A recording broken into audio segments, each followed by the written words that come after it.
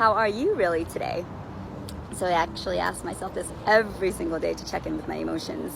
And today it's August 22nd, which is an angel day. And this is a day that I took off because I wanted to integrate, look back at all the things that have come into my life the last 30 days, and also write down where are my gains and defining success for me right now. The gap and the gain, because it was recommended from my life coach, Casey, and we've been working together now for 3 weeks and I've had huge transformations. But this book is a game changer. I highly, highly recommend it in the audio form and the book form. I have both, and I've listened to the audio form 3 times. And the reason the audio form is great is because the authors do an interview with each other after each chapter, and so you get stuff from the Audible that you don't get in the book. And then the gap and the gain, this book changed me because it helped me realize that my ideals were unattainable, and it's the horizon, and you never get to the horizon, but it's a good guide to let you know where you're at. This book gives me simple tools, and it applies in another way where it's like that shift that the trainer sees that you need to do, even though you've been doing it and it's the right form, but there's just one thing that's missing that makes the exercise a lot more effective so that you do less of it and you get more benefits from it. So this book really helped me realize how I'm in the gap a lot, how a lot of overachievers are in the gap a lot, and the gap is lack. And as optimistic as I am and all these tools I have, my mind kept going into the lack and how I'm not enough and how things aren't enough.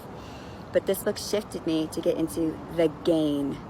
And when you're in the gain, you don't start from zero, and you're in the game and you don't compare yourself. So today I'm doing a lot of reflecting and really defining what success is for me now, because I know things are going to change. It's changing for everyone, and I know energetically all these changes have to happen, and how to adapt to these changes more and see it working for me instead of against me, and to be in the gain. So it talks about your measurables, what you measure success on. And my measurables weren't really on me, it was really on society measurables and what I think I should be at. And then it gives you this concept of being self-determined, so that you don't be, you don't have experience burnout. So I actually did steal a lot of things that were already written in the book because it aligned with me, and also just to give me a foundation or beginning steps, because then I'm not feeling I need to be perfect to do something and I'll do it when I get my whole list. I just start it and have a few, and then I build on it, or I take it off as I go and that doesn't align with me. So right now, if you want to, just listen and then jot it down in journal, re-listen to this later on, or get the book. Define what success is for you right now. What is success for you right now, and how you want to live, and who are those successful people that you kind of have these guidelines to go on, that you feel is successful, instead of like something that's so unattainable that you never get there, and that's why you don't start. So right now, for me, defining success, and I haven't gotten there yet, but if I get some of these things, I already feel I'm successful. And success is something that you give yourself. I've known this for a long time, and I just never gave myself success. So I know, and the prep that you want to write is, I know I am being successful when. So if these are true to you, write it down, come back to it, write it down if you don't have a paper right now. So I know I'm being successful when I wake up flowing with ease, doing what I want. I wake up doing what I want, and I ask, what would I like to do today? My passive income exceeds my lifestyle needs. I can live anywhere in the world I choose. I'm working on projects that excite me and allow me to do my best work. I can disappear for several months with no effect on my income. There are no whiny people in my life. I have no obligations or deadline. I wear what I want all the time. I can quit anytime. People find me for work. I don't have to look at price tags and buy what I want. And I give inspiration and impact to others, and I can give to a charity monthly. So when you define success for you, you'll live your life in a self-determined way. And you can have it or don't have it, whatever that your goal is, but you know that you are already there and that you can adapt to anything and create anything.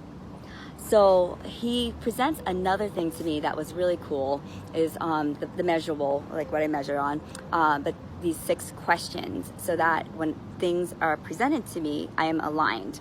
And so the 6th question is this opportunity, person, expense, adventure, experience, relationship, commitment, etc. aligned with my values? And so if I answer no to this question, I don't have to answer the other 5 questions and I move on. So let me read it again. Is this opportunity, person, expense, adventure, experience, relationship, commitment, etc. aligned with my values? Now, if the answer is yes, you continue with the other 6 questions. So, will this opportunity, etc., take advantage of my unique ability to make me even stronger? Will it lengthen my stride? Will it make the boat go faster? Number 3, how will this opportunity, etc., benefit mankind? Is this a bigger cause or purpose that will benefit society?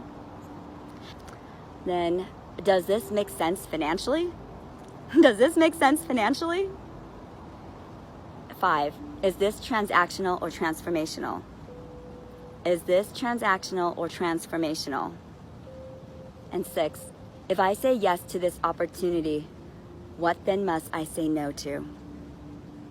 This one's big for me because I'm a yes person. If I say yes to this opportunity, what then must I say no to? So the next thing is that he presents that's really cool is the tiny habit recipe. We all know the quote, you are your habits, or you are what you do, right? So the things that you want to achieve, you write it down, but then how do you start? So it's just taking one small step and maybe doing it repeatedly so it becomes a habit, so then it becomes automatic so you're not even thinking about it. And the recipe is after I blank, I will blank. Okay, so the things that he does is after I compare myself with another person, I will say to myself, are you in the gap or are you in the gain? This one is after I feel discouraged, I will list 3 specific gains from the last 30 days. After I feel discouraged, I will list 3 specific gains from the last 30 days. 3, after someone tells me about a setback, I will say, what did you gain from this experience?